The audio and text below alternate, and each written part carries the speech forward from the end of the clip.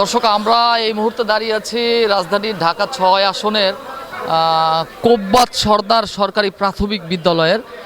এটি সম্ভবত পুরুষ ভোট কেন্দ্র। এখানে আমরা ভোটারদের একটি দীর্ঘ লাইন দেখতে পাচ্ছি।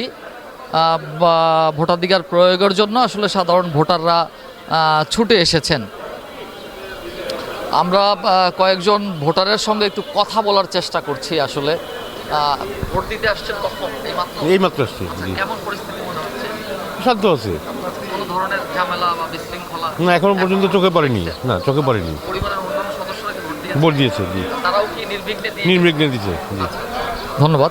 আমরা একজন ভোটারের সঙ্গে কথা বলছিলাম। উনি আমাদেরকে যেটা জানাচ্ছিল সেটা হচ্ছে ওনার পরিবারের সদস্যরাও ভোট কেন্দ্রে আসলে ভোটদান করে গেছেন। তো নির্বিঘ্নে কোনো ধরনের বিশৃঙ্খলা বা শঙ্কার কোনো আশঙ্কা আসলে নেই। আমরা আরেকটু দেখানোর চেষ্টা করি যে এইখানে আপনারা দেখতে পাচ্ছেন যে মোটামুটি একটা দীর্ঘ লাইন আসলে এখানে তৈরি হয়েছে ভোট দেওয়ার জন্য। মানুষ স্বতঃস্ফূর্তভাবে আসলে ভোট দিচ্ছে। তো আমরা আসলে ভোট দিয়ে বের হওয়ার পরে কয়েকজন ভোটারের সঙ্গে আমরা একটু কথা বলার চেষ্টা করছি। আপনারা আমাদের একটু সঙ্গে থাকুন। আমরা দেখাচ্ছি যে আসলে যারা ভোট দিয়ে বেরোচ্ছে তাদের সঙ্গে আমরা একটু কথা। আঙ্কেল আঙ্কেল ভোট দিয়েছেন? কেমন মনে হচ্ছে? ভালোই পরিবেশ, ভালো পরিবেশে ভোট দিচ্ছি। কোনো ধরনের না, কোনো বিশৃঙ্খলা নাই নাই। আচ্ছা, আপনার ভোট আপনি সুন্দরভাবে সুষ্ঠুভাবে দিতে 3 বছর ধরে দিতে পারেন, এই 3বার দিতে পারেন, এইবার দিলাম আল্লাহ দিতে।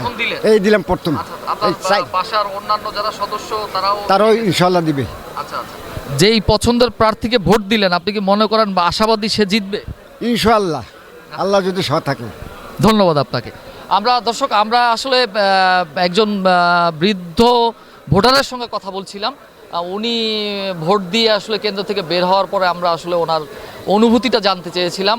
ওনার যে অনুভূতি সেটা হচ্ছে যে উনি বিগত 3বার উনি ভোট দিতে পারেনি। এইবার উনি আসলে নির্বিঘ্নে এবং স্বাচ্ছন্দ্যভাবে উনি আসলে ওনার ভোট দিয়েছেন এবং ওনার পরিবারের সদস্যরাও ভোট দিয়েছেন এবং উনি এটাও আশাবাদী যে ওনার পছন্দের প্রার্থী হয়তো জয়ী হবে। আমরা আরও একজন মুরব্বীর সঙ্গে একটু কথা বলার চেষ্টা করছি। আঙ্কেল ভোট দিয়েছেন? হ্যাঁ, ইনশাল্লাহ। কেমন ভিতরে কেমন পরিস্থিতি? আলহামদুলিল্লাহ, মোটামুটি ভালো। কোনো বিশৃঙ্খলা? না, এখন আমি এই কেন্দ্রে কোনো বিশৃঙ্খলা নাই। অন্য অন্য জায়গার খবর তো আর বলতে পারি না। এখানে খুব সুস্থ। বিগত নির্বাচনগুলোতেও কি এরকম ছিল? না না, এই কয়েক বছর তো ভোট দিতেই পারি না, হয়তো ফেরত গেছি। এই প্রথম ভোট গেটে আইসে যে ভোট হয়ে গেছি গা। আপনার পরিবারের অন্যান্য সদস্যরা ভোট দিয়েছে? এবার হ্যাঁ, অন্য অন্য সদস্যরাও ভোট দিয়েছে, মোটামুটি ইনশাল্লাহ ভালো। আপনার পছন্দের যেই প্রার্থীকে ভোট দিলেন আশাবাদী তারা জিতবে?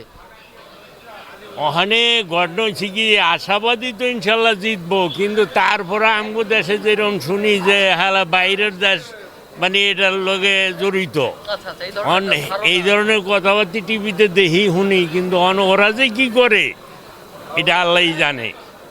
কারণ চাই যে দেশে গ্যাঞ্জাম না হোক, একটু সুষ্ঠু শান্তিপূর্ণভাবে। এইটাই। ধন্যবাদ আপনাকে।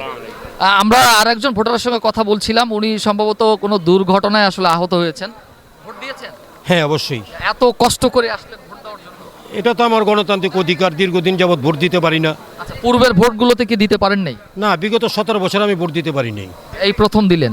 17 বছর মানে 17 বছরে এই প্রথমই। ভিতরে কোনো বিশৃঙ্খলা ছিল না, কোনো বিশৃঙ্খলা নেই, শান্তিপূর্ণভাবে ইনশাল্লাহ। প্রশাসনের কোনো ধরনের অসহযোগিতা? না না, আমি তো প্রশাসনের সহযোগিতা পেলাম। আমাকে প্রশাসনের 2জন লোক ধরে উপরে উঠাই দিল, তারাই আমাকে নিয়ে আসলো। যেই ভাই, আরেক ভাই আছে, আমি যত পরিবারের অন্যান্য সদস্যরা ভোট দিয়েছে? হ্যাঁ হ্যাঁ, মোটামুটি সবাই ভোট দিয়েছে। আশাবাদী পছন্দের যেই প্রার্থীকে ভোট দিলেন তারা জিতবে? অবশ্যই জিতবে। ধন্যবাদ আপনাকে। দর্শক, আমরা একজন সম্ভবত উনি ভদ্রলোক দুর্ঘটনায় আহত, ওনার সঙ্গে আমরা কথা বলছিলাম এবং উনি আসলে খুব উচ্ছ্বাস প্রকাশ করলেন যে উনি যেহেতু আহত, ওনাকে এইখানকার যারা ভোট কেন্দ্রে যারা দায়িত্বে আছেন তারা সার্বিকভাবে তাকে সহযোগিতা করেছেন ভোট কেন্দ্রে পৌঁছে দেওয়ার জন্য। উনি সম্ভবত পায়ে আঘাত পেয়েছেন প্রচণ্ড, সহজে হাঁটতে পারেন না এবং ওনার যে বক্তব্য সেটা হচ্ছে বিগত 17 বছর উনি ভোট দিতে পারেননি, কেন্দ্র থেকে ওনাকে ফিরিয়ে দিয়েছেন। এবার উনি শান্তিপূর্ণভাবে এবং প্রশাসনের আসলে প্রচুর সহযোগিতা ছিল এবং কেন্দ্রে কোনো ধরনের বিশৃঙ্খলা ছিল না। এই অনুভূতি প্রকাশ করলেন আমাদের কাছে। আমরা পরবর্তী আপডেট আপনাদেরকে আবার জানিয়ে দিব। চোখ রাখুন দৈনিক বাংলার আলো নিউজে। ধন্যবাদ।